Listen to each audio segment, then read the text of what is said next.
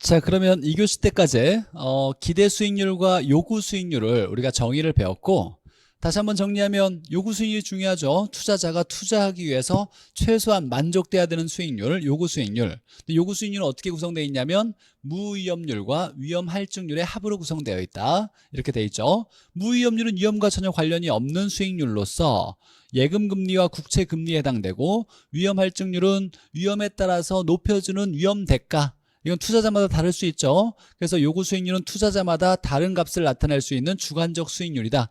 여기까지 배웠고, 자, 그럼 이제 수익률을 통해서 의사결정을 해보죠. 자, 수익률을 통해서 의사결정을 한다는 건 투자 판단할 건데, 자, 수익률에 의사 판단할 때 관련된 수익률은 기대 수익률과 요구 수익률을 비교하는 거예요.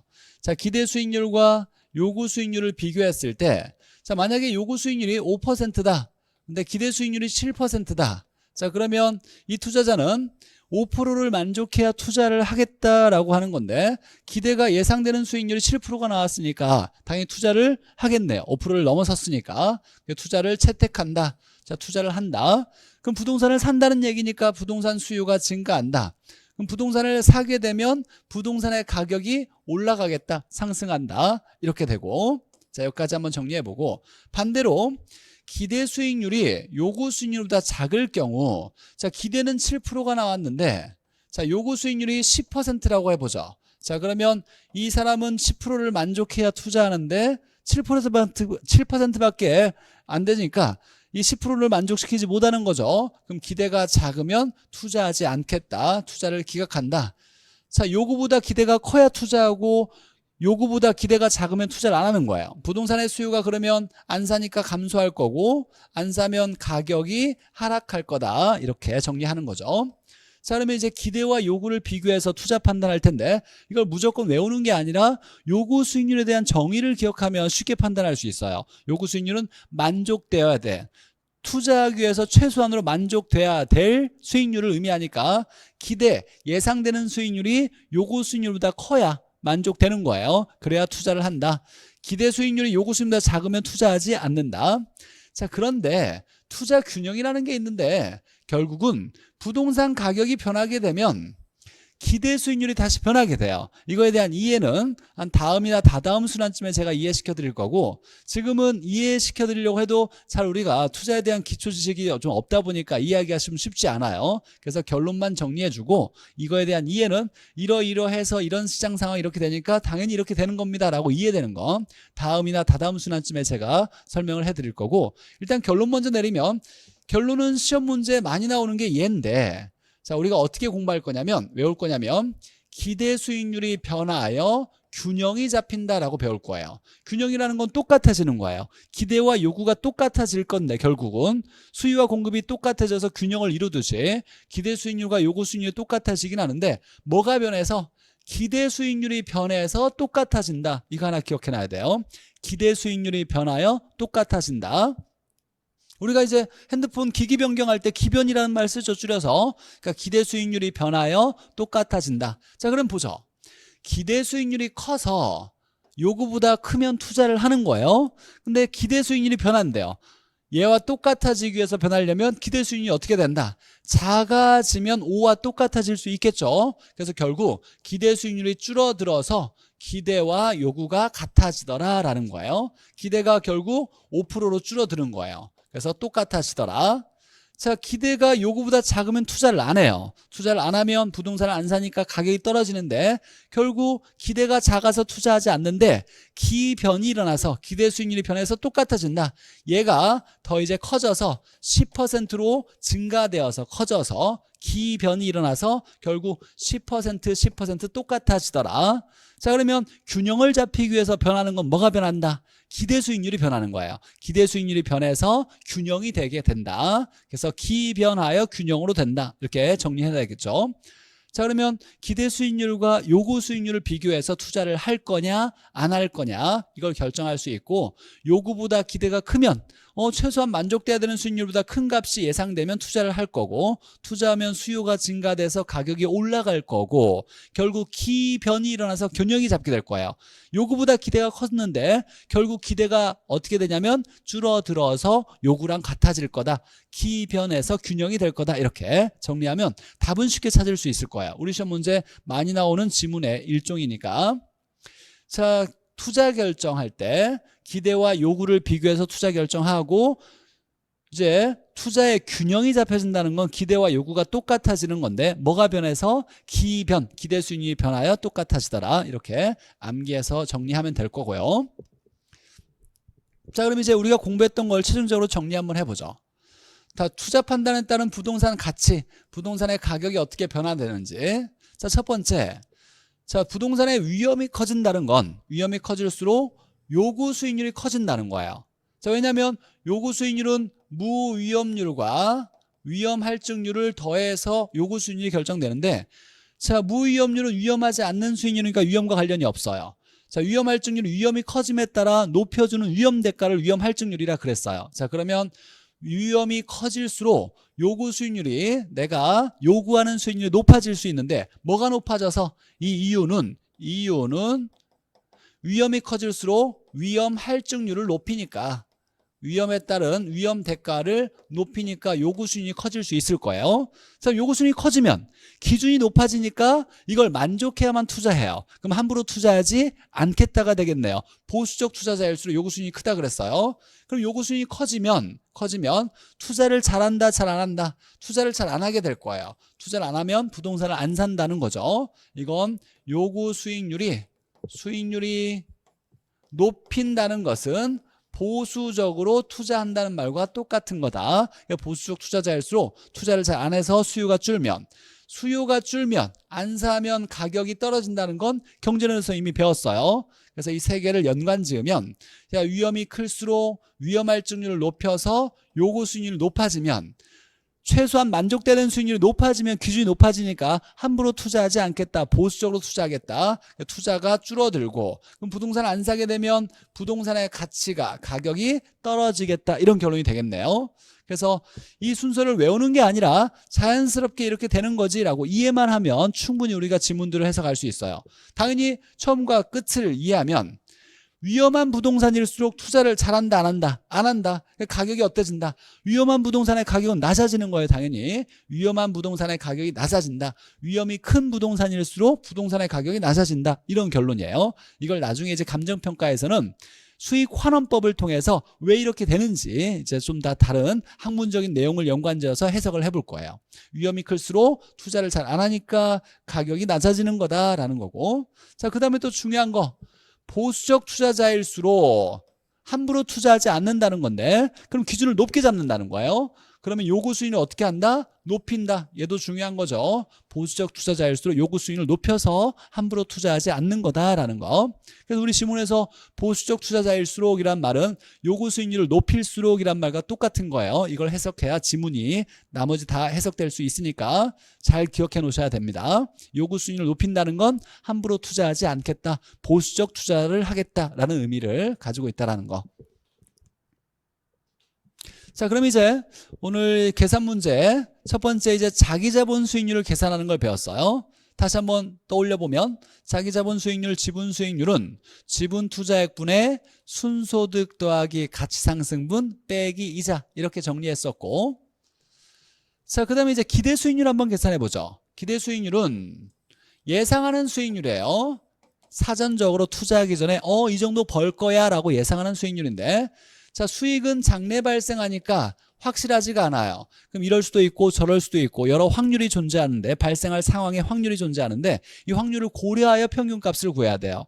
그래서 확률을 고려하여, 비중을 고려하여 평균을 구하는 것을 가중평균이라 그래요.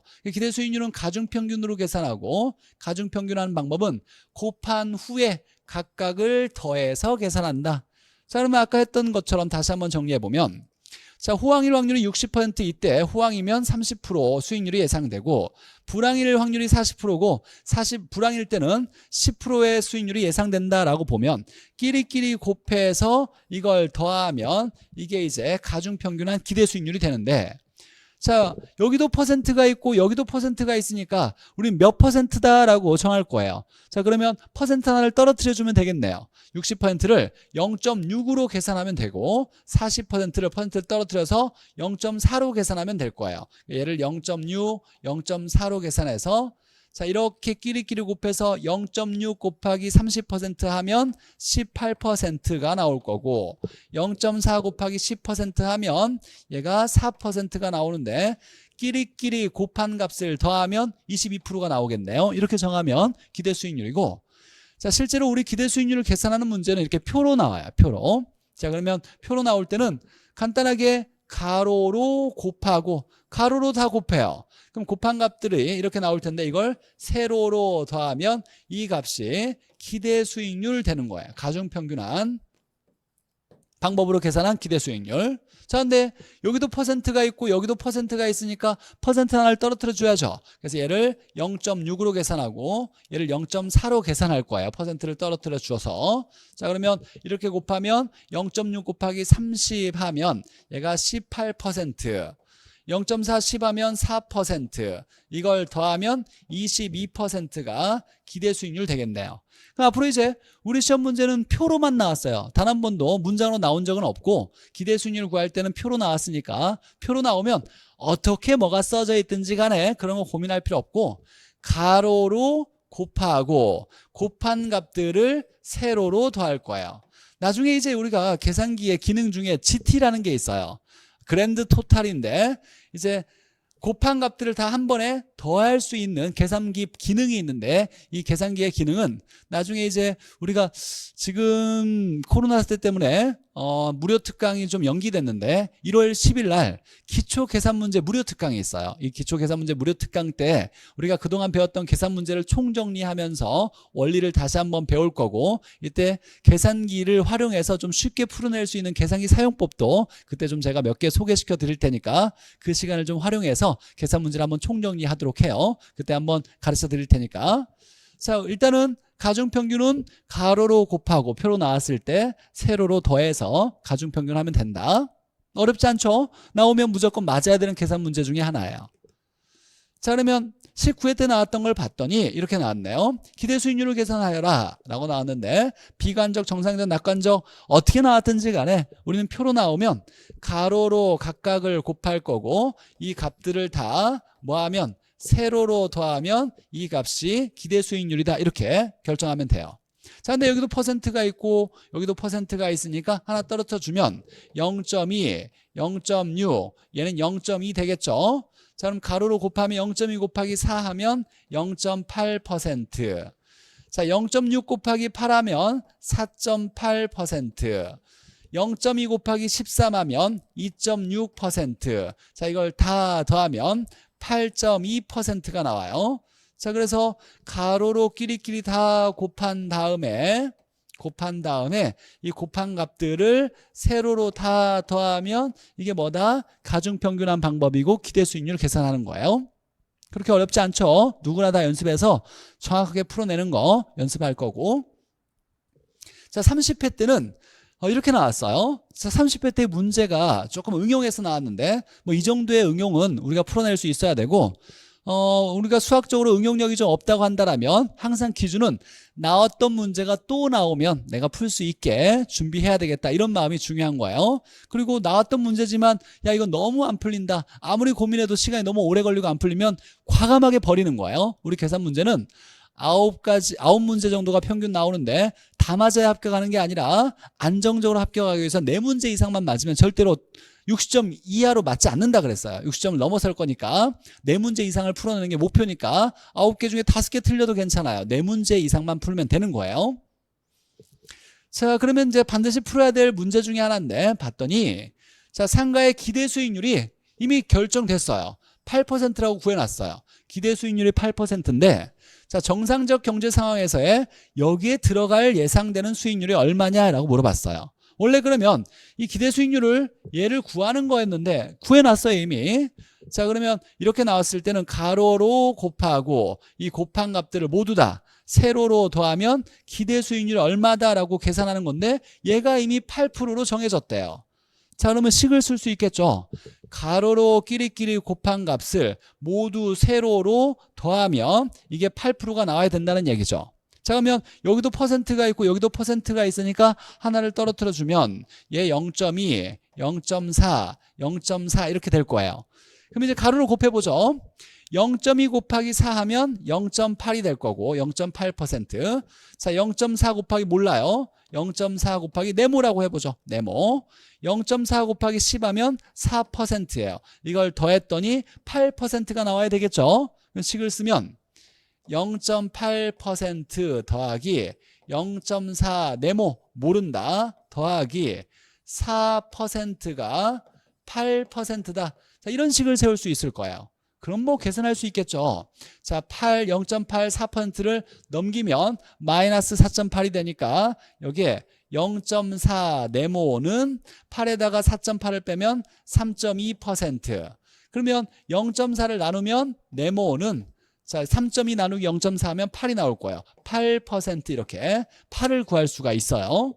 자, 우리가 기본적으로 가로로 곱하고 곱한 값들을 세로로 다 더하면 기대 수익률 8% 구해졌다. 여기를 한번 구하는 거, 이게 한번 30회 작년에 나왔던 문제니까 이 정도 문제까지는 풀어낼 수 있도록 연습하면 되겠죠. 이걸 속이든 다 풀어낼 수 있어야 되겠죠. 자, 여기서 이 6개 중에 뭘 하나를 숨겨 놓더라도 풀 수 있어야 돼요. 우리가 기대 수익률 계산 방법은 가로로 끼리끼리 곱한 값을 세로로 더하면 기대 수익률이 나온다라고 정의했으니까. 자, 이 정도면 하실 수 있겠죠. 연습을 하면 충분히 누구나 다 하실 수 있으니까. 만약에 좀 계산 문제가 좀 어렵다 그러면 연습하고 모르면 주변 분들한테 좀 물어보거나 저한테 이제 나중에 뵙게 되면서 수업할 수 있을 때 질문을 자주 하셔야 돼요. 별것도 아닌 걸 막 몰라가지고 끙끙 앓고 1시간, 2시간 고민하면 안 돼요. 모르면 나중에 선생님한테 질문해서 해결해 보자라고 해놓고 체크해놓고 내가 뭘 모르는지만 확인해서 선생님한테 가르쳐 달라고 해야죠. 근데 그냥 이런 고민도 없이 이거 모르겠어요 하면 어디서부터 어디까지 모르는지 제가 정확히 설명하기가 어려워요. 그렇다고 처음부터까지 다 설명해 주기도 힘드니까 내가 어떤 부분을 공부를 해놓고 모르는 부분만을 딱 찾아내서 질문하시면 제가 잘 설명해 드리도록 할게요. 자, 그 다음에 이제 오늘 마지막으로 배울 내용인데 화폐의 시간가치, 오늘은 여기까지만 배우도록 할게요. 투자론에서 머리가 좀 아플 수 있으니까 영업현금 수지는 다음 시간에 우리가 정리하도록 하고, 자, 화폐의 시간가치는 화폐는 시간에 따라서 가치가 다르다. 자, 그리고 이자를 계산할 때는 언제나 우리 학기론에서는 복리 계산을 취해요. 단리가 아니라 복리. 평균을 구할 때는 어떤 평균? 산술 평균이 아니라 가중 평균을 해서 계산하고, 이자를 계산할 때는 단리가 아니라 복리로 계산한다. 복리, 가중 평균, 이게 딱 정해져 있다라고 생각해도 괜찮아요. 자, 그러면 이제 화폐는 시간에 따라서 다른데 현재 1억과 1년 후에 1억 중에 어떤 게 값어치가 크다? 현재 1억이 크다 그랬어요. 현재 1억은 시간이 지나면 이자가 붙으니까 1년 뒤에는 1억보다 큰 값이 돼야 돼요. 그래야 화폐 가치가 똑같다라고 우리가 인정해 줄 수 있어요. 현재 1억이 미래로 갈수록 이자가 붙으니까 금액이 커질 거다라는 거. 그럼 똑같은 1억과 1년 후에 1억은, 현재 1억과 1년 후에 1억은 가치가 누가 크다? 현재 1억이 큰 거예요. 자, 그걸 좀 머릿속에 이해해 놓고, 자, 우리가 현재 가치를 줄여서 현가라 그래요. 현가. 자, 미래 가치를 줄여서 렛가라고 하는데 렛가 발음하기 어려우니까 이걸 넷가라고 발음하자. 넷가. 넷가는 미래 가치, 현가는 현재 가치. 앞으로 그러면 줄여서 우리가 현가다, 넷가다 이런 얘기를 많이 할 건데 현가, 넷가가 무슨 얘기인지는 알아먹어야 돼요. 자, 현가는 현재 가치, 넷가는 미래 가치. 자, 현재 가치를 미래로 보내주면 이자가 붙을 거니까 금액이 커져요. 그래서 금액 커지는 할증이라고 하고, 미래 값을 현재로 당기면 금액이 작아지니까 이거 우리가 할인이라 그래요. 현재 가치를 미래로 보낼 때 할증한다. 미래를 현재 값으로 당길 때는 할인한다. 자, 미래로 보낼 때 할증할 때는 금액이 커지고 할인할 때는 금액이 당연히 작아지는 거예요. 자, 그러면 이제 우리가 전에 한번 정보의 현재 가치를 계산할 때 잠깐 좀 소개를 시켜드렸는데 이런 거 한번 보죠. 자, 복습 한번 해보죠. 정보의 현재 가치는 어떻게 구하냐? 정보의 가치, 값어치를 구하는데 현재 값으로 구하자라고 했을 때 우리가 암기 코드를 어떻게 했냐면 차안땡을 썼어요. 차안땡. 이렇게 금액 차이, 개발 안 될 확률, 땡긴다, 할인을 얘기하는 거죠. 왜냐면 현재 가치를 구하려고 하니까 미래 개발될지 안 될지에 대한 금액을 현재 값으로 당겨 와야 돼요. 그래서 할인을 얘기하는 거예요. 땡긴다, 할인. 자, 그러면 어떻게 했냐면, 자, 금액 차이에다가 개발될 때와 안 될 때의 금액 차이에다가 개발이 안 될 확률을 곱하고, 땡긴다 할인을 어떻게 했냐면 1 플러스 R의 N승으로 나눠줬어요. 분모에 이렇게 써줬다. 이걸 우리가 어렵게 보면 안 된다 그랬어요. 이게 어디서 나왔냐라고 다시 한번 정리해 볼게요. 어떤 거였냐면, 현재 1,000원이 있더라. 현재 1,000원이 있는데, 자, 만약에 이자율이 연이자율이에요. 우리 학기론에서 말이 없으면 기간은 1년 단위로 잡아요. 연이자율이 10%라고 했을 때, 그럼 퍼센트 때문에 0.1이죠. 자, 얘가 1년이 지났을 때, 1년이 지나면 얼마겠느냐? 당연히 이자는 복리로 계산한다고 할 때, 자, 그러면 원금이 1,000원에다가 이자가 얼마가 붙냐면 1,000원에 10%니까 1,000원에 10%는 곱하는 거죠. 1,000 곱하기 0.1하면 얼마? 100원이 나와요. 자, 그러면 얘는 얼마가 되냐면 1,100원이 돼요. 1년이 지나면 1,100원이 되고, 다시 얘가 1년이 지났다고 한다면, 자, 이거에 대한 이제 이자가 다시 붙을 건데, 이제 원금이 1년 사이에 1,100원이 됐으니까 원금은 이제 1,100원이고, 여기다가 이자가 1,100원에 0.1하면 110원이 되겠네요. 그럼 얼마가 되냐면 1,210원이 되겠네요. 1년 지나면 1,210원이 되고, 또 1년이 지나면 이제 원금이 1,210원이 되고, 이자가 1,210원의 이자는 121원이 되니까 이걸 더하면 얼마가 되냐면 1,331원이 되겠네요. 이렇게 될 거예요.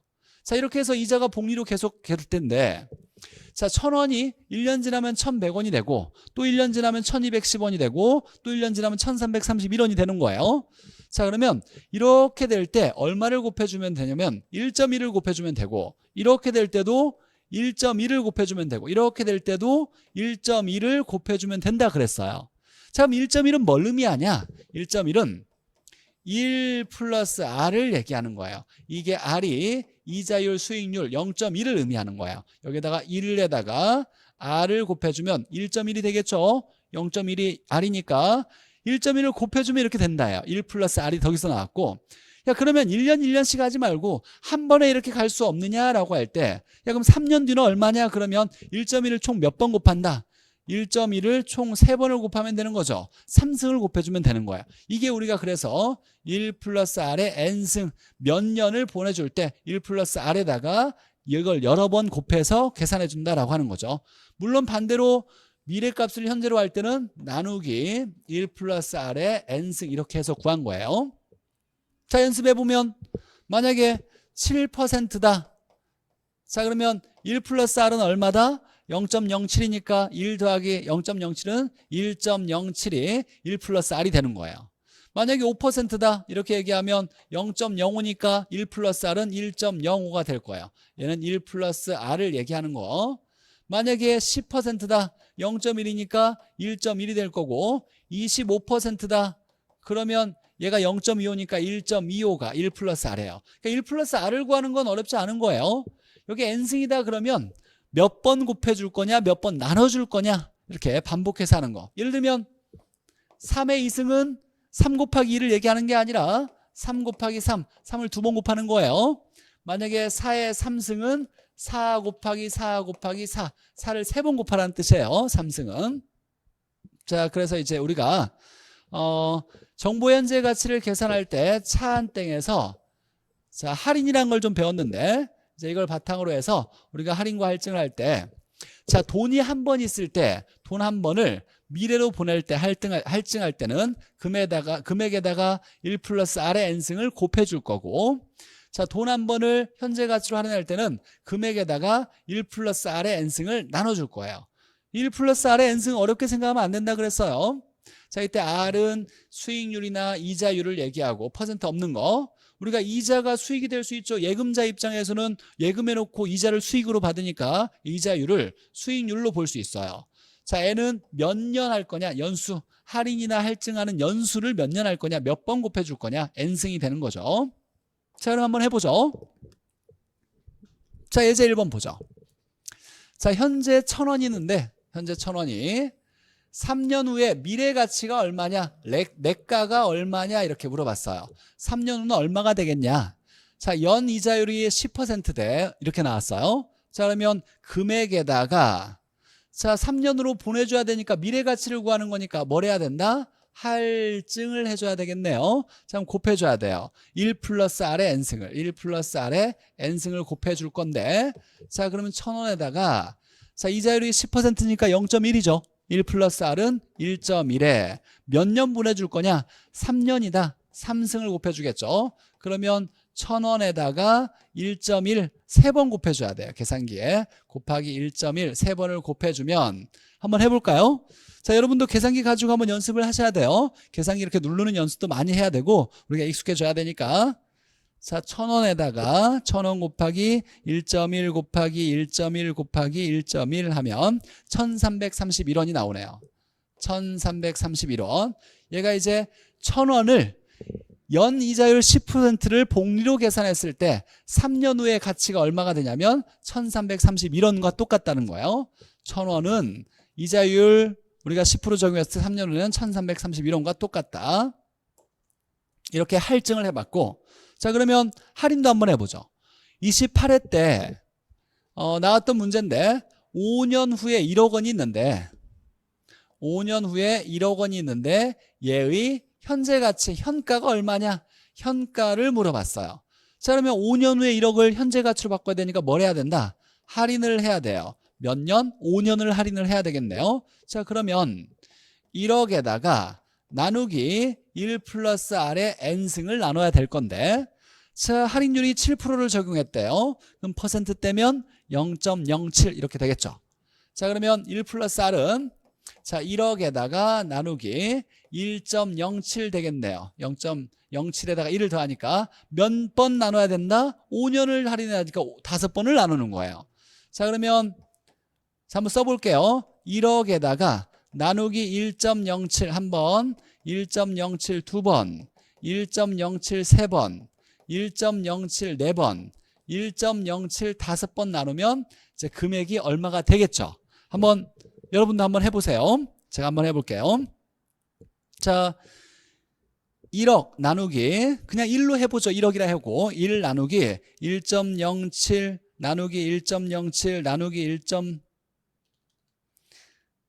나누기 1.07 나누기 1.07 나누기 1.07 나누기 1.07 하면 0.712986 0.712986 이렇게 나올 거예요. 자, 이것도 연습하면 이것도 쉽지가 않아요. 물론 우린 좀 더 쉽게 하는 방법을 제가 제시하긴 할 텐데 자, 1억이니까 자, 억 단위로 썼으니까 이건 7,129만 원인데 10만 원짜리에서 반올림 하니까 여기서 반올림 하라는 얘기예요. 그래서 얘가 반올림 되니까 7,100만 원 이렇게 답을 계산하는데 1.07을 5번 누르기가 쉽지 않죠. 이건 잠깐 제가 한번 소개시켜 드릴 텐데 이건 우리 계산기 기능에 이런 기능이 있어요. 자, 어떤 기능이냐면 자, 이걸 1.07을 반복해서 5번 나눌 거니까 자, 한번 정리해 보면 자, 1억 나누기 1.07을 5번 나누는 것을 어떻게 할 거냐 하면 계산기 한번 해봐요. 자, 1 나누기 1.07는 이렇게 눌러요. 자, 여기까지 누르면 한 번 우리가 1.07을 나눈 거예요. 그러면 계산기에 이렇게 1.07을 한 번 나눴다가 정리가 돼요. 그 다음에 이제 여러분이 해야 될 건 1.07 한번 나눴다는 게 저장되어 있어요, 이미. 그러면 1.07을 반복해서 총 5번을 나눠야 되니까 한 번 나눴으니까 4번을 나누는데 이 꼴만, 는만 4번을 더하면 되는 거예요, 이렇게. 그럼 여기 나온 값이 이게 5번 나눈 꼴이 되는 거예요. 자, 이걸 주의해야 돼요. 1 나누기 1.07을 한번 탁 나누면 이 값이 저장되어 있고 는만 누르면 1.07을 계속해서 나누는 꼴이 되는 거예요. 자, 그래서 1 나누기 1.07 한번 는 하고 한 번 나눴으니까 두 번째, 세 번째, 네 번째, 5번째 누르면 5번 총 나누게 된 거예요. 이렇게 하면 역시 아까 7일 얼마 이렇게 나올 거예요. 자, 이렇게 연습해 보시면 이런 계산기 기능이 있더라라고 좀 신기하게 느껴질 수 있겠죠. 자, 1 나누기 1.07는 하고 이게 한 번 한 거예요. 한 번 한 거고 두 번째부터는 는만 누르면 두 번째, 세 번째, 네 번째, 다섯 번째 누르면 자, 그러면 총 5번을 나누게 된 꼴이다. 근데 이런 걸 잘못 눌러가지고 이게 만약에 계산 문제를 한 문제 나왔는데 본 시험에서 한 번 잘못 누르거나 덜 눌러서 더 많이 눌러서 실수하면 안 되겠죠. 이걸 실수하면 절대로 안 돼요. 이런 거 그냥 1.07을 5번 차라리 나누는 게 시간이 그렇다고 많이 걸리는 건 아니고 뭐 5초 정도 줄일 수 있다? 이 정도 생각할 거야. 10초 정도 줄일 수 있다? 이걸 줄이기 위해서 한 문제를 틀리면 절대로 안 되니까 실수하지 않는 방법을 택해야 돼요. 이거 복잡해서 나 잘 모르겠네 그러면 안 해도 괜찮아요. 그냥 1.07을 천천히 한 번 나누고 체크하고 두 번 나누고 체크하고 이래도 괜찮아요. 이 방법이 오히려 더 안전하다라면 그 방법을 택해도 된다는 거. 자, 그래서 이 방법은 자, 계산기가 좀 익숙해지면 우리가 앞으로 좀 많이 쓸 건데 한 번 나눠서 는 하면 한 번 나눈 거고 두 번째부터 는만 누르면 두 번째, 세 번째, 네 번째, 다섯 번째 총 5번을 나누게 된 꼴이다 라는 거. 자, 5년 후에 1억을 현재 가치로 바꾸는 할인에 대해서 배웠는데 자, 지금은 보니까 현재 1,000원을 미래로 보내는 할증이었어요. 이건 할증이었고 이건 미래의 돈을 현재 가치로 바꾸는 할인이었는데 돈이 한 번 있어요. 이렇게 한 번 현재 1,000원 한 번을 보낸 거고 5년 후에 1억을 당겨 놓은 거예요. 이런 걸 우리가 일시불이라 그래요. 돈이 한 번 있다 해서 일시불. 자, 그런데 매년 돈이 반복해서 똑같은 금액이 연속적으로 나오는 것을 뭐라고 하냐면 연금이라 그래요. 연금. 그럼 연금의 할인과 연금의 할증이라는 게 있는데 똑같은 금액이 반복되어서 나오는 것을 연금이라고 했을 때 연금의 할증과 할인을 한번 볼게요. 자, 그러면 기본적으로 우리가 이해될 부분은 어떤 거냐면 자, 예를 들면 이렇게 시간이 있고 여기에서 이렇게 반복되어서 자, 똑같은 금액 10원이라 해보죠. 10원, 10원, 10원, 10원, 10원, 10원 이렇게 총 10원을 6번 똑같이 반복해서 돈이 있다고 수입이 얻어진다고 해보죠. 그러면 이 돈을 우리가 화폐의 시장 가치를 고려하지 않으면 단순히 얼마예요? 총합이 60원일 거예요. 자, 60원인데 이걸 화폐의 시장 가치를 고려하여서 이걸 연금이죠. 반복되는 이 돈을 연금이라 그래요.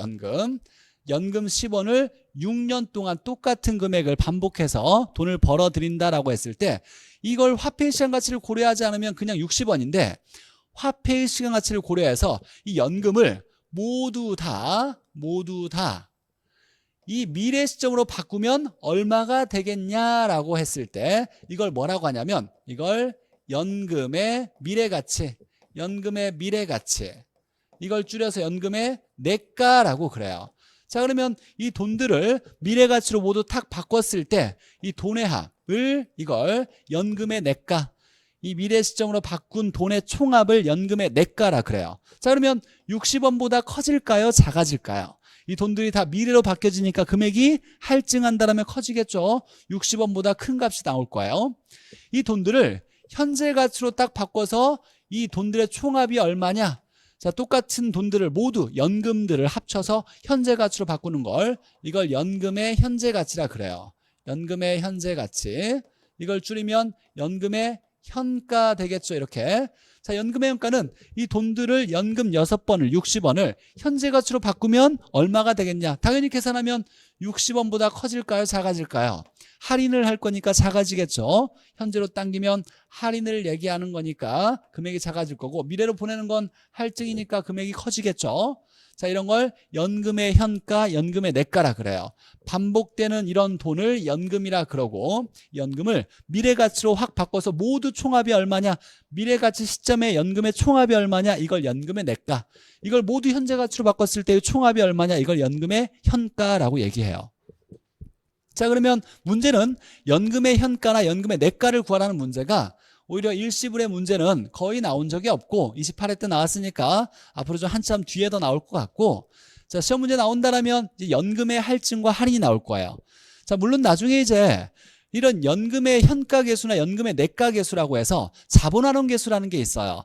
좀 복잡한 공식이 있어요. 연금의 내가 계수는 R분의 1 플러스 R의 N승 마이너스 1 이렇게 쓰는데 이 값을 구해서 그냥 곱해버려도 바로 값이 얼마다 구할 수 있는데 이 공식은 나중에 우리가 이해가 된 다음에 외우도록 하고, 자, 올해 시험 문제 나와서 이것도 좀 외우긴 해야 돼요. 외울 필요가 있고, 물론 정 외워지기가 어려우면 버려도 괜찮아요. 올해 좀 특이하게 나온 문제고, 이걸 그냥 단순히 이 개수를 암기했느냐 안 했느냐로 판단하는 건 쏙 좋은 문제가 아닌데, 항상 출제자가 정상적이고 좋은 문제만 내는 건 아니에요. 말도 안 되는 문제를 난이도를 높이기 위해서 내는 경우가 있는데, 그런 문제 유형이라고 생각돼요. 그러니까 꼭 뭐 외우지는 않아도 괜찮지만 가능해서 여유가 된다면 마지막 단계에서는 좀 외우라고 제가 다시 한번 제시를 할 건데, 자, 그런 개수를 배우기 전에 우리가 이제 원리를 좀 알아야 돼요. 자, 연금에 반복되는 돈에 할인하거나 할증할 때 어떤 방법을 쓰냐면, 자, 연금 똑같은 금액이 반복될 때 연금의 연수만큼 몇 년 동안 계속 반복되는 금액이 나올 때 이 연수만큼 수직선 칸수를 그리는 거예요. 만약에 3년 동안 연금을 이렇게 넣었다고 해보죠. 그럼 3년이니까 3칸을 그리는 거예요. 1칸, 2칸, 3칸.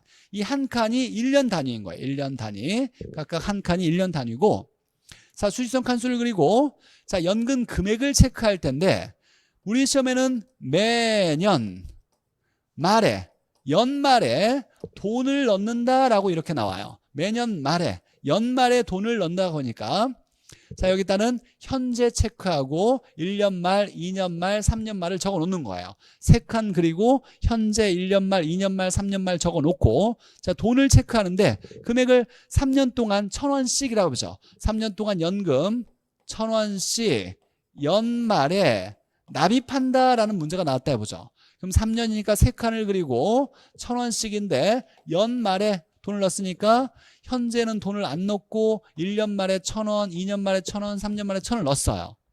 자, 이렇게 돈을 넣었을 때 화폐의 시간가치를 고려하지 않으면 당연히 3,000원인데, 이 돈을 연금의 내가를 구해라, 연금의 현가를 구하라 라는 문제가 나올 거예요. 이 돈들을 모두 다 3년 말의 시점으로 바꾸면 얼마겠냐 이렇게 물어보는 거예요. 이것들은 화폐의 시간가치를 고려하지 않으면 3,000원인데, 자, 이걸 모두 이 연금의 내가로 바꿔주면 3,000원보다 큰 값이 될 거고, 이 돈들을 모두 다 현재 시점으로 바꾸면 얼마냐라고 했을 때 이걸 연금의 현가라 그래요. 연금의 현가. 자, 그러면 이제 우리가 이해만 하면 돼요. 연금의 내가로 바꿔준다고 해보죠. 이거 한번 지우고, 자, 그러면 연금의 내가를 구하라고 할 때는, 자, 이 돈들을 3년 말로 다 화폐의 시간가치를 고려해 옮겨주는 거예요. 자, 그러면 3년 말에 1,000원은 시점이 똑같죠? 3년 말의 가치로 바꾸라고 했는데 이건 똑같으니까 그대로 1,000원의 의미가 있을 거고, 1,000원의 의미가 있을 거고, 얘는 2년 말에 있는 1,000원이에요. 얘를 3년 말로 바꿔주려면 1년 뒤로 보내야죠. 이 한 칸이니까 1년이니까. 그럼 1년 뭐 해줘야 된다? 할증을 해줄 거예요. 그래서 1년 할증을 해줄 거고, 할증은 1 플러스 R에 1승을 곱해주면 되겠네요. 그럼 이 금액이 나올 거고, 자, 1년 말에 있는 1,000원을 이 3년 말로 바꿔주려면 이게 2칸 차이가 있으니까 2년 차이가 있는 거예요. 그럼 얘를 2년 할증해줘서 이렇게 금액으로 바꿔줘서 이 돈을 모두 합하면 이걸 연금의 내가라고 그래요. 자, 연금의 현가를 구한다고 해보죠. 현재 가치로 구해라 라고 한다면, 자, 이 돈들을 모두 현재로 바꿔주는 거예요. 그럼 얘는 1년 말을 현재로 바꾸려면 1년 할인해야 되고, 얘는 2년 차이가 있으니까 2년 할인을 해야 되고, 얘는 3년 차이가 있으니까 이 돈은 3년 할인해서 이 돈들을 모두 합하면 이걸 연금의 현가라고 얘기하는 거예요. 자, 처음 공부해서 이해가 조금 안 될 수 있는데 다시 한번 연습을 통해서 한번 우리가 정리해 보도록 할게요. 자, 24회 기출문제에 나왔던 문제인데, 자, 일단 이 기출문제를 풀기 전에 한번 연습을 같이 한번 해보죠. 자, 예를 들면 매년 연말에 100원씩 이렇게 납입하는 적금이 있고, 자, 100원씩이에요. 매년 100원씩이니까 이걸 3년 동안 매년 연말에 100원씩 납입할 때, 이때 이자율을 10%로 적용했을 때, 자, 이럴 때 3년 말에 미래 가치가 얼마냐 이렇게 물어봤다고 해보죠. 자, 이런 문제가 있었다고 해보죠. 자, 그러면 100원씩이 있는데 이걸 3년 말로 바꾸면 연금의 내가가 얼마냐 이렇게 물어본 거예요. 그러면 3년이니까 수직선을 이렇게 3칸을 그리는 거예요. 1칸, 2칸, 3칸. 이렇게 1칸, 2칸, 3칸을 그리고 여기에다 이제 시점을 체크하는데 여기에 현재라고 적어 놓고 1년 말 적어 놓고 2년 말, 3년 말 이렇게 적어 놓고 자, 연말에 100원씩 돈을 넣었대요. 자, 그럼 중요한 건 현재 넣었다 안 넣었다? 여기는 돈을 안 넣었다. 여기에 100원 넣고 여기에 100원 넣고 여기에 100원을 넣었다. 이렇게 된 거예요. 자, 그러면 자, 문제는 이렇게 돈을 넣었는데 화폐의 시간 가치를 고려하지 않으면 그냥 300원인데 이 돈들을 모두 이 시점으로 바꾸면 얼마겠느냐? 즉 3년 말에 미래 가치, 이건 연금의 내가를 구해라. 연금의 내가는 얼마겠느냐라고 물어본 거예요. 자, 근데 이 3년 말에 100원은 그대로 3년 말이니까 시점이 똑같으니까 그대로 100원이 될 건데 이 돈은 2년 말에 있는 100원이니까 3년 말로 바꾸려면 뭐 해야 돼요? 1년 할증을 해줘야 돼요. 그러니까 10%니까 0.1이니까 할증은 곱하기 1 플러스 R이니까 1.1에 몇 승? 1승 해줘서 금액이 얼마 될 거고 100 곱하기 1.1하면 110원이 될 거예요. 이렇게. 자, 그 다음에 1년 말에 있는 100원을 3년 말로 보내주려면 얘가 2년 차이가 있으니까 2년 할증을 해줘야 돼요. 그럼 곱하기 1.1에 2승을 해주면 얼마가 되겠죠? 자, 1.1을 2번 곱하면 100 곱하기 1.1 곱하기 1.1 하면 121원이 되네요. 121원. 자, 그럼 얘는 이렇게 모두 합하면 이게 연금의 내가 이렇게 되겠네요. 자, 그럼 만약에 이제 연금의 현가를 구한다고 해보죠. 연금의 현가를 구한다면 이 돈들을 모두 다 현재 가치로 바꿔서 총합이 얼마냐를 묻는 건데 자, 1년 말과 현재가 1년 차이가 있어요. 그럼 얘는 이렇게 1년 할인을 해야 되겠네요. 그럼 나누기 1.1, 1 플러스 R에 1승 나누면 될 거고 얘를 이렇게 나누면 자, 2년 말에 있는 100원은 현재로 바꾸려면 2년 차이가 있으니까 2년 할인을 해야 돼요. 1.1에 2승으로 나눠줄 거고 자, 3년 말에 있는 100원을 현재 가치로 바꾸려면 이렇게 3년을 당겨줘야 되니까 나누기 1.1에 3승 이렇게 해주면 되겠네요. 자, 복잡해 보이지만 사실 복잡하지 않아요. 나중에 우리가 GT라는 기능도 제가 설명해 줄 건데 그런 걸 배우기 전에 자, 뭐 원리를 한번 설명하면 얘를 한 번 나눠줄 거니까 자, 한번 해보죠. 제가 한번 해볼게요. 100 나누기 1.1 하면 90.909090 이렇게 나와요. 그럼 소수점 떼어버리고 90만 적어놓죠. 소수점 떼어버리고. 근데 두 번째는 100 나누기 1.1을 2번 나눠야 돼요.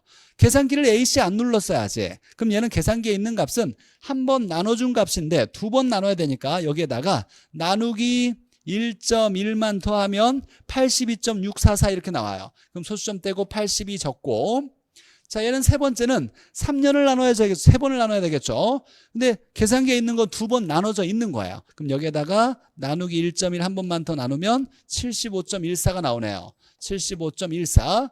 소수점 떼어버리고 이걸 더해서 이 총합을 뭐라고 하냐면 연금의 현가 이렇게 얘기해요.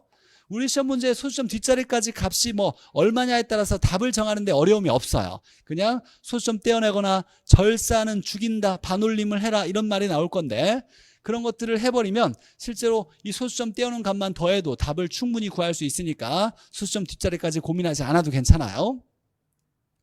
자, 이렇게 구하면 되고 이걸 외워서 야, 연금의 내가를 구할 때는 얘는 할증할 필요 없고 그대로 쓰고 얘 한 번 할증, 얘 2년 할증 이렇게 해서 더하면 된다. 이걸 그냥 외우면 안 되고 할인할 때는 야, 3번 다 할인을 해야 된다. 1년, 2년, 3년 할인해야 된다. 이렇게 외우는 게 아니라 이걸 수직선을 그려놓고 이렇게 정리된 거니까 이 돈들을 모두 미래로 보내면 얼마고 현재로 바꾸면 얼마냐 이 총합을 연금의 내가, 연금의 현가라는 걸 이해만 하면 계산할 수 있을 거예요. 자, 원리적으로 한번 접근하고 이걸 이해해야 나중에 이제 우리가 자본하는 계수를 또 해석할 수 있고 이거에 대한 공식을 바탕으로 해서 쉽게 계산할 수 있을 테니까 이걸 이해를 하면서 계산 연습을 좀 하시길 바라요. 자, 그럼 문제 한번 풀어볼까요? 24에 나왔던 거. 자, 갑은 구입장을 마련하기 위해서 이런 게 중요한 게 아니라 3년 동안 매년 말에 매년 연말에 3천만 원씩, 뭐 만 원대여서 3천 원이라고 봐도 상관없죠. 이렇게 불입하는 적금에 가입했다. 이자율을 복리로, 우리는 언제나 복리로 계산하죠. 복리로 계산할 때 10%라면 3년 후에 적금의 미래 가치는 얼마냐? 3년 후에 내가가 얼마냐? 이렇게 물어본 거예요. 자, 그러면 한번 해보죠. 3년 동안 매년 말에 3천 원씩 10%를 적용했을 때 3년 후에 미래 가치가 얼마냐? 자, 그럼 한번 해보죠. 3년이니까 수직선 몇 칸 그려야 된다? 3칸을 그려야 되겠죠. 한 칸, 두 칸, 세 칸, 3년이고 이 시간 차이가 1년 차이인 거예요. 1년, 1년, 1년 이렇게 차이가 있고 여기에 어떻게 적는다? 현재, 여기에 1년 말, 여기에 2년 말, 여기에 3년 말 이렇게 적어 놓고 자, 돈을 이제 체크해야 되는데 매년 말에 연말에 3,000원씩 넣었대요. 그럼 현재 넣었다 안 넣었다? 여기는 안 넣은 거예요. 여기에 3,000원 넣었었고 여기에 3,000원 넣었었고 여기에 3,000원 넣었었다. 자, 그러면서 3년 후에 미래 가치가 얼마냐? 내가가 얼마냐? 이렇게 물어본 거예요. 그럼 이 시점 3년 말의 시점으로 이 돈의 총합이 얼마냐라고 물어본 거예요. 이 돈들을 3년 말의 시점으로 바꾸면 총합이 얼마냐? 자, 그런데 한번 해보죠. 3년 말에 3,000원은 시점이 똑같으니까 이건 그대로 3,000원이다 라고 쓸 수 있을 거예요. 이때 3,000원은 그대로 3,000원이야. 시점이 똑같으니까.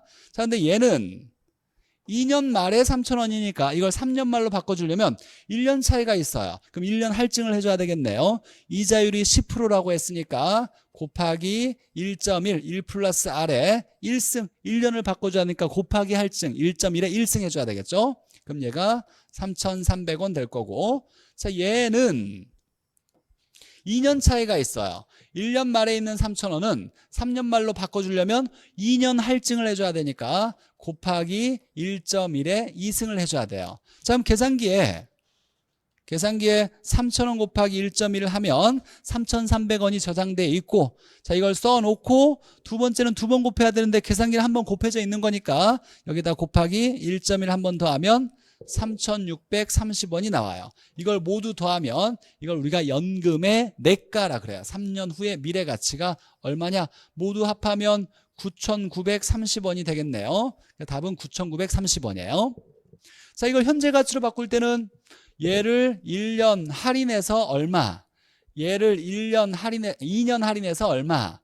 얘는 3년 할인해서 얼마? 이걸 모두 합하면 이걸 연금의 현가라 그러겠네요. 자, 원리를 알면 계산은 연습을 통해서 우리가 익숙하게만 만들면 할 수 있을 테니까 원리를 좀 이해하면서 접근해 보도록 하고 여러분이 좀 노력을 해 주셔야 돼요. 처음에 좀 누구나 다 어렵게 생각하는 부분이에요. 그래서 어렵다라고 너무 좀 부담 가지면서 거부감을 갖지 않고 좀 이런 것도 있네라고 하면서 하다 보면 익숙해지면 이제 내가 몰랐던 부분들도 금방 눈에 띄고 정말 쉽게 이제 해석이 될 수 있을 거예요. 여러분이 노력을 하셔서 좀 일단 개념부터가 이해가 되고 이걸 연습을 통해서 반복대로 하면 누구나 다 할 수 있는 문제니까 어려운 건 제가 요구하지 않아요. 이 정도는 누구나 다 맞춰야 되는 계산 문제 중에 유형 하나예요. 자, 그래서 답은 9,930원 이렇게 되겠네요.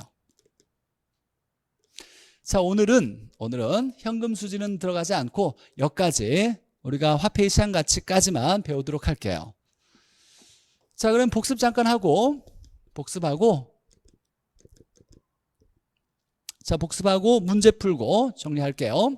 자, 처음에 이제 개발권 양도제를 배웠는데 개발권 양도제는 지역지구제의 문제점, 지역 간의 형평성 문제를 보완하기 위해서 만들어둔 제도, 개발권을 부여해서 양도해서 보상받게 하는 제도를 개발권 양도제.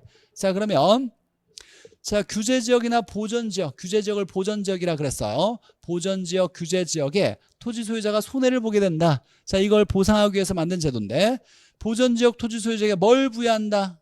소유권이 아니라 뭘 부여한다? 개발권을 부여한다. 용적률에 해당되는 개발할 수 있는 권리를 부여해서 자, 개발지역 개발업자는 매수한 개발권으로 초과 용적률을 얻고 정부가 돈을 들이지 않고 뭘 통해서? 시장을 통하여 보상을 얻게 되는 거. 그러나 아직 우리나라에서 한 번도 실시된 적이 없는 미실시 제도다. 자, 이런 것이 개발권 양도제였고, 자, 현재 우리나라에서 시행되고 있지 않는 제도 5가지가 있는데, 자, 개발권 양도제. 두 번째가 택지 소유 상한제. 택지 소유 상한제가 있고, 자, 그 다음에, 자, 토지에 대한 초과이득에 대한 세금을 내겠다. 세금을 내게 하겠다. 토지의 초과이득세제, 이득세. 그 다음에 공안지에 대해서 도시 토지 중에서 방치한 토지에 세금을 물리겠다. 공안지세, 종합토지세, 이것들은 폐지된 제도. 개발권 양도제는 미실시제, 이렇게 5가지가 시행되고 있지 않는 제도. 자, 그 다음에 자기자본 수익률. 자, 지분 수익률이니까 수익률은 투자액분의 수익인데, 지분 수익률이니까 지분 투자액분의 지분 수익. 그러면 지분 투자액분의 지분 수익은 뭐냐? 총수익에서 이자를 뺀 것을 지분 수익이라 하고, 자, 그럼 지분 수익률은 총수익은 소득이득이라는 임대료 수입과 가치상승분이라는 자본이득이 있는데, 그러니까 이걸 두 개를 합쳐야 총소득이니까 부동산 투자할 땐 두 개를 얻는다 그랬죠.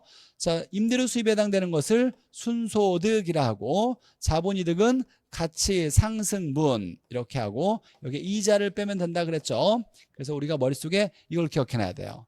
지분 수익률은 지분 투자액분의 순소득 더하기 가치상승분 빼기 이자.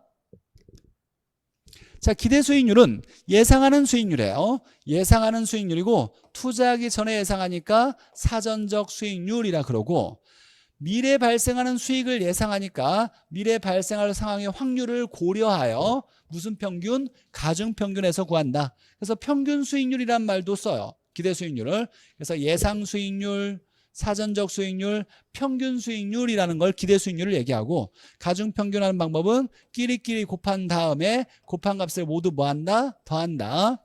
가로로 곱해서 곱한 값들을 세로로 더한다. 이게 기대 수익률을 정하는 방법이었고, 자, 요구 수익률은 투자자가 투자하기 위한 최소한의 수익률로 만족이 되어야만 투자하는 필수적 수익률. 자, 근데 투자자마다 다른 주관적 수익률이고, 주관적 수익률. 자, 포기대가라는 기회비용의 의미를 가지고 있고, 요구 수익률은 어떻게 구성되어 있냐면 전혀 위험하지 않는 수익률, 무위험률과 위험에 따라서 커져야 되는 위험 할증률로 구성되어 있더라. 얘는 시간에 대한 대가고 얘는 위험에 대한 대가다. 자, 근데 요구 수익률은 투자자마다 같다 다르다. 보수적 투자자일수록 요구 수익률 높게 잡아서 함부로 투자하지 않겠다라고 정한다는 거. 자, 의사결정, 투익률을 통해서 투자 판단을 할 때는 기대 수익과 요구 수익률을 비교하는데, 만약에 요구 수익률은 투자하기 위한 최소한의 수익이니까 기대 수익이 요구 수익보다 크면 투자를 채택한다. 투자를 하고, 그럼 수요가 증가되어서 부동산의 가격이 올라갈 거다. 결과적으로는 기대 수익률이 변해서 기변이 일어나서 기대 수익률이 변해서 똑같아질 거다. 근데 기대가 컸으니까 어떻게 변한다? 기대가 하락하거나 감소하여 기대와 요구가 결국 같아질 거다라는 걸로 최종 정리가 되는 거. 이걸 우리가 투자 균형이라 그래요. 기변으로 균형이 이루어지고. 자, 화폐 시장 가치에서 현재 가치를 현가, 미래 가치를 내가, 이렇게 미래로 보내주는 걸 할증, 현재로 당겨주는 걸 할인이라 그랬고, 자, 할증은 금액에다가 1 플러스 R의 N승을 곱해주는 거. 자, 할인은 금액에다가 1 플러스 R의 N승을 나눠주는 거. 할증은 곱해줘서 커지는 거고, 할인은 나눠줘서 작아지는 거고. 자, 연금의 할인과 할증이 있을 때는, 자, 연금의 연수만큼 칸수 수직선을 이렇게 3칸을 그리고 3년이라고 나왔을 때, 자, 연말에 돈을 넣을 거예요.